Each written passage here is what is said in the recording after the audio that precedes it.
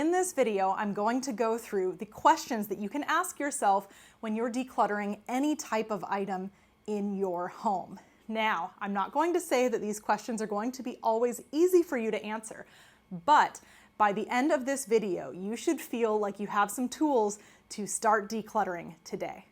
So, the first thing that I'm going to ask you to ask yourself is, do you need it? So, with any item, I want you to think about, do you need that item?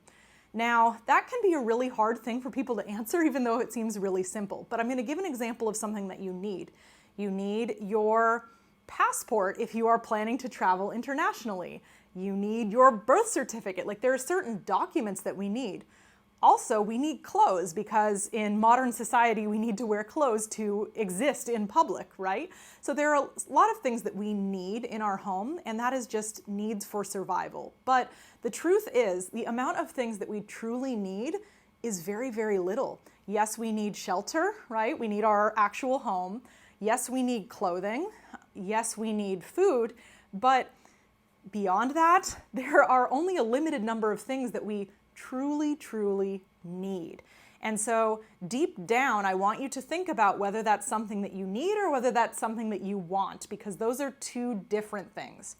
So that's not the only question to ask yourself though, but it's the first, because if it is something that you truly need, then it makes sense for you to keep that. So for instance, you need shoes to wear so that you have shoes.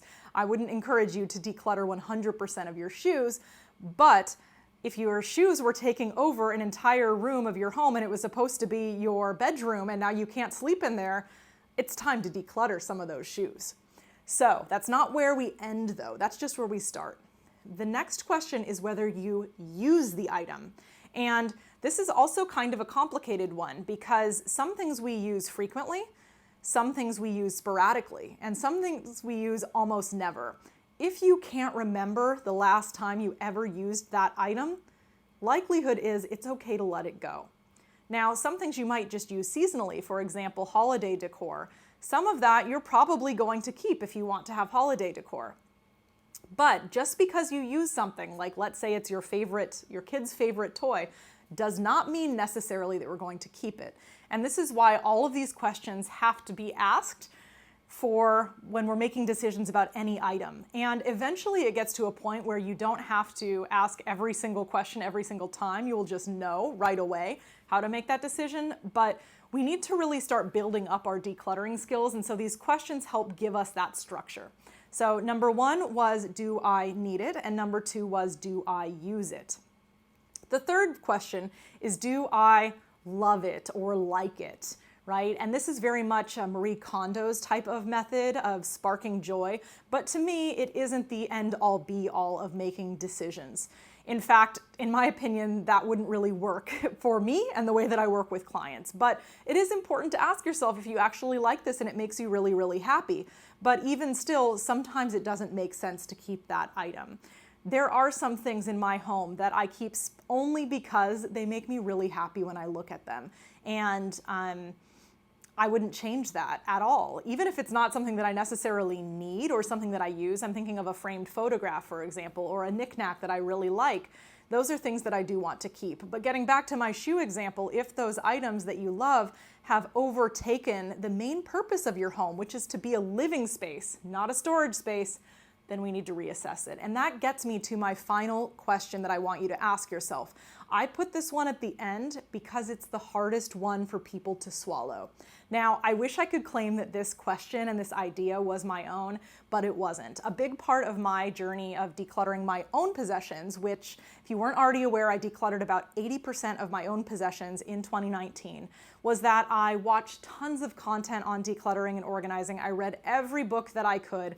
I did so much background research, and a concept that really stuck with me was Dana K. White's container concept. So I want to break that down to you and talk about how it ties in with my final question. So the final question is, do I have space for it? So let's talk about that container concept. The container concept is only keeping things which actually fit within a container. Now, if you think about the square footage of your home or the parameters of a room as a container, we only have so much space in that container to fit any given number of things. And again, that container, when it's our home, the primary point of it is to be a functional living space for us, not a storage unit. And so this concept is very helpful when thinking through things about whether we actually physically have space for it. Because, and I'll go to a kid's toy example since I'm a mom and I work with quite a lot of moms. Imagine that you have an enormous Barbie dream house, but you have 3 kids and they all share a room and you're in a 2-bed, 1-bath apartment. That Barbie dream house is something that your kids love. They love to play with it every day. However, it is blocking the entrance to the closet, or if you moved it somewhere else, it would be really hard to get through the walkway into the bedroom. It doesn't fit. So even if you love it, sometimes you just don't physically have the space for it, or even if you use it, you may not have the space for it. It doesn't even need to be toys. There are so many types of things that people keep, but they do not have the space for. I am a huge proponent of making the most of the space you have. I've worked in very small homes, 500 square foot apartments or condos, where it felt spacious and comfortable because the person made really intentional decisions about how much they kept. And going back to that container concept of whether it fits, if you only keep what reasonably fits in your home, you will find you have all the space you need. Because the truth is, I work in really, really large homes, like 10,000 plus square feet, where clients feel like they don't have enough storage space. What really happens is the more square footage you have, you're just gonna fill it with stuff anyway. So it was never the square footage that it was the problem, it was the amount of stuff that you have.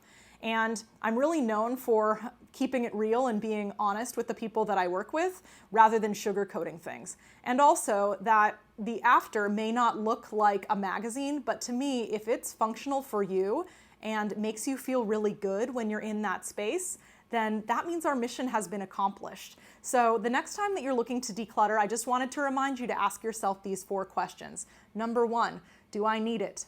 Number 2, do I use it? Number 3, do I love it?